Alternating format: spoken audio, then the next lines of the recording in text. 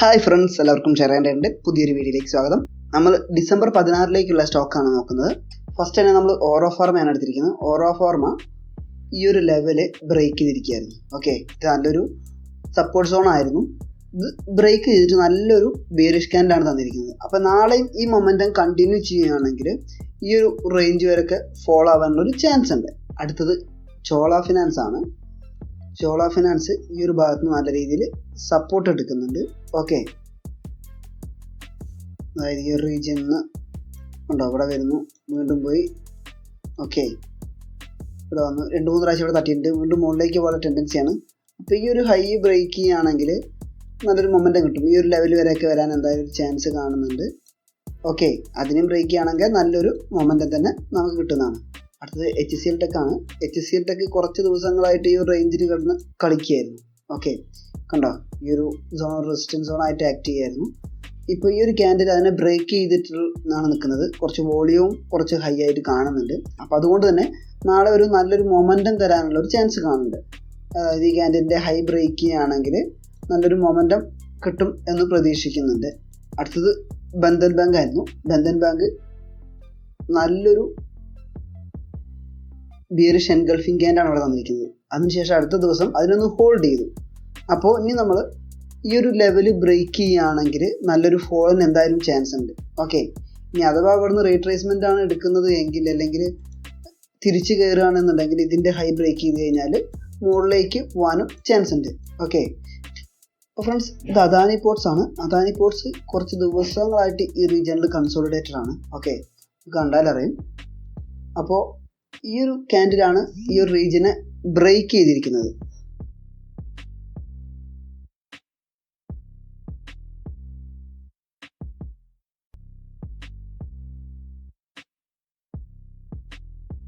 Momentum continue ചെയ്യുകയാണെങ്കിൽ നാളെ നല്ലൊരു മൊമെൻറ്റം തരാൻ ചാൻസ് ഉണ്ട്. ഓക്കെ, അതുകൊണ്ടാണ് നമ്മൾ അദാനി പോർട്സിനെയും കൂടി പരിഗണിച്ചിരിക്കുന്നത്. അപ്പോൾ HCL ടെക്കിൻ്റെ ലെവൽസ് ആണ്.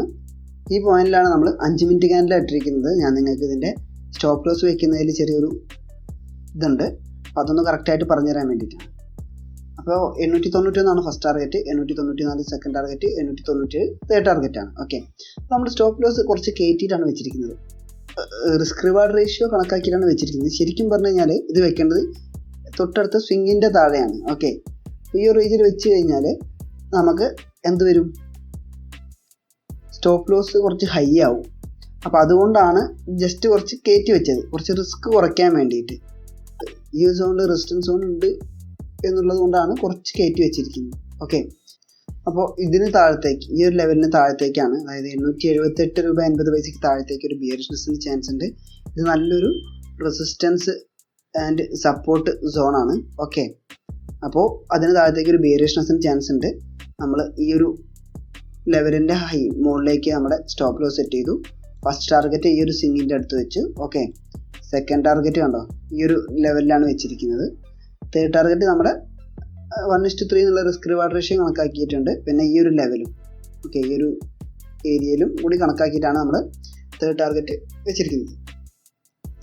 അപ്പോൾ ഞാനിപ്പോൾ കുറച്ച് ദിവസങ്ങളായിട്ട് ഫുള്ള് നല്ല രീതിയിൽ എക്സ്പ്ലെയിൻ ചെയ്യാറില്ല. കാരണം എന്താണെന്ന് വെച്ച് കഴിഞ്ഞാൽ വീഡിയോ കണ്ടുവരുന്നവരാണെങ്കിൽ ഞാൻ സ്ഥിരം പറയുന്ന കാര്യങ്ങൾ തന്നെയാണ്.